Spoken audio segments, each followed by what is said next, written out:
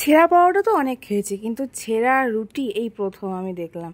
না না, মা আমার গোল গোল রুটিই বানিয়েছিল, কিন্তু সেটা ছেড়ে ছেড়ে টুকরো টুকরো করে দিয়েছে। আর এদিকে দেখো সকাল সকাল কেন এত রকমারি শাড়ি দেখাচ্ছি, তো পুরো ভিডিও দেখো তাহলেই জানতে পারবে। হ্যালো এভরিওয়ান, মমতার নতুন মিনি ব্লগে সবাইকে স্বাগত। কেমন আছো তোমরা সবাই? আমি তো খুব ভালো আছি। সকাল সকাল স্নান করে ফ্রেশ হয়ে নিয়েছি, আর দেখো আমার হেয়ারটা কত বড় হয়ে গেছে। ভাবছি হেয়ার কাট করে ফেলবো, কিন্তু অনেকেই আবার সাজেস্ট করছে এখন বেবি হয়েছে সদ্য, তো 1 বছর হেয়ার কাট করা যাবে না। মানে বেবি পেটে আসার পর থেকেও নাকি হেয়ার কাট করা যায় না, ইভেন বেবি হওয়ার পরেও হেয়ার কাট করা যায় না 1 বছর। জানা নেই এটা, তোমরা আমাকে জানিয়ে যদি তোমরা জেনে থাকো তো। এদিকে আমি সকাল সকাল রেডি হওয়ার পরে হালকা একটা টিপ দিয়ে আর একটা হালকা কাজল চোখে দিয়ে বেরিয়ে গেছি খেতে। সকাল সকাল খুব খিদে পেয়েছে, তাও দেখলাম মা আমাকে রুটি বানিয়ে দিয়েছে আর সঙ্গে দিয়েছে কাল রাতের ঘুগনি আলু। ঘুগনি আলু খেতে খুব ভালো লাগে, যদিও বলে দিই এই রাতে ঘুগনি আলুটা বোন দিয়ে গেছিলো, মানে বোন বাড়িতে বানিয়েছিল, সেটাই ও নিয়ে এসেছিলো আমার জন্য। তো একটু বাকি ছিল, বেঁচে ছিল বলে আমাকে সকালবেলা মা রুটির সাথে আমাকে সার্ভ করে দিচ্ছে। তো এটা আমি এখন খাবো। তো খেতে বসে গেছি। এদিকে আমি আজকে আর ব্রেকফাস্টটা বাইরে করলাম না, রুমে নিয়েই চলে এসেছি, কারণ হেয়ারটা প্রচণ্ড ভিজে ছিল, ড্রাই করার টাইম পাইনি, তার জন্য ঘরে এসেই খেতে বসে গেছি। আর রুটি কিন্তু আমি 1 পিসই নিয়েছি, কারণ বেশি খেতে পারবো না, ভালো লাগে না বেশি খেতে। যতটা খিদে পাই ততটুকুই খাই।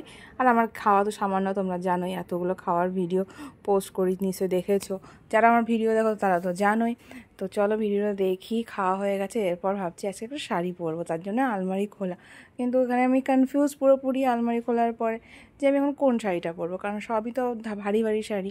তো ভিডিও করার জন্য কোন শাড়িটা পরা যায় এটাই সাজেস্ট করো তোমরা।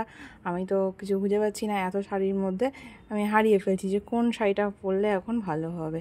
তো তোমরাই আমাকে সাজেস্ট করো কোন শাড়িটা পরা যায়। আর এখানে দেখো শীতের পোশাকগুলো রয়েছে, বাকি ড্রেস আমার বরের বাড়ি আলমারিতে রয়েছে, সেগুলো এখনও আনা হয়নি।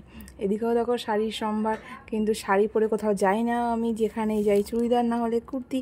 আর এখন তো বাড়িতে রয়েছি, আফটার ডেলিভারি আমাকে নাইটি পরেই থাকতে হচ্ছে। ভালো ড্রেস পরতেও পারছি না, ভালো ছবি তুলতে পারছি না, পোস্ট করতেও পারছি না। তা তোমরাই আমাকে সাজেস্ট করো আমি এখন কি করব। আর ড্রেসগুলো তো যখন আনবো তো তখন আনবোই, তখনও দেখতেই পাবে। তারপর দেখছি এই আমার ফ্লাওয়ার ভাসের ফ্লাওয়ারটা ভেঙে গেছে, দেখো দেখতেই পাচ্ছ তোমরা। তো এটার নজর পড়তে দেখছি যে সবগুলো ফুলের মধ্যে প্রচুর নোংরা জমেছে, পরিষ্কারই করা হয়নি।